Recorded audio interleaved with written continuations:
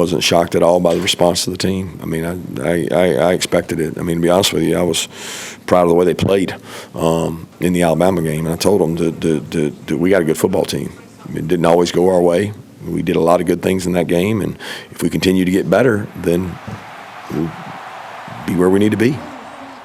FPE, baby. Fire, passion, and energy. Georgia in control from start to finish on Saturday between the hedges, taking care of business against Kentucky 35-14. The Dogs moved up 2 spots in the AP poll. They are back into the top 10, where they rightfully belong. Georgia now 17-3 after a loss under Kirby Smart. They've won 16 in a row over the Kentucky Wildcats, even though that series always seems to be kind of weird for some reason. But, Joe, how important was a bounce-back win for them, considering they did narrowly lose to Alabama, and they don't need a lot of losses when we're talking about the postseason? Yeah, I mean, it's always important to bounce back after you have that really disappointing loss that you get so up for in Alabama. I thought what was most impressive about Georgia in this game was that it was just kind of a ho-hum win. Like you said, over a Kentucky team that can kind of jump up and bite you sometimes when they are a team that you can tend to look over. You mentioned it, that they were kind of leading from start to finish. And I think that that's an important thing to say. From the start, they were not giving up. The defense was not giving up some of those early touchdowns to their opponents. They took a 14-0 lead and just basically stayed in cruise control in this game.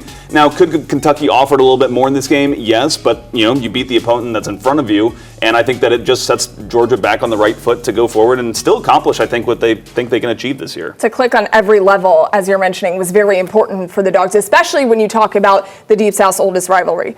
Jordan-Hare is a weird place to play football. Okay, I covered Jordan-Hare games for 3 straight years. I saw a lot of weird stuff go down in that building. Perhaps more of that next Saturday. What is important, Grant, when you're looking at the Auburn-Georgia game? Well, I think Joe just hit on it. You want to start fast. You don't want to be playing from behind the way that they were in the Alabama game. I feel like that was the thing that really kind of had them on their heels a little bit. I mean, all the credit to Alabama. I'm not taking anything away from the team that won that game. They started to look like the Alabama we know. Exactly. And Georgia was able to learn from that loss and immediately make the adjustments they needed to, especially defensively, I felt like, against Kentucky. Again, it was Kentucky. So you prepare for the opponent that will be in front of you this weekend, and we know this is a very heated rivalry. So I'm fascinated to see what Georgia's able to do to keep that momentum going, because it's not like you play again tomorrow. You got to ramp the whole thing back up and throw some more logs on the fire there, and I think Georgia has found some motivation for that. Especially since Auburn is playing better than I think a lot of people expected. They're going to be fired up for the Bulldogs to come in there to Jordan-Hare, and again,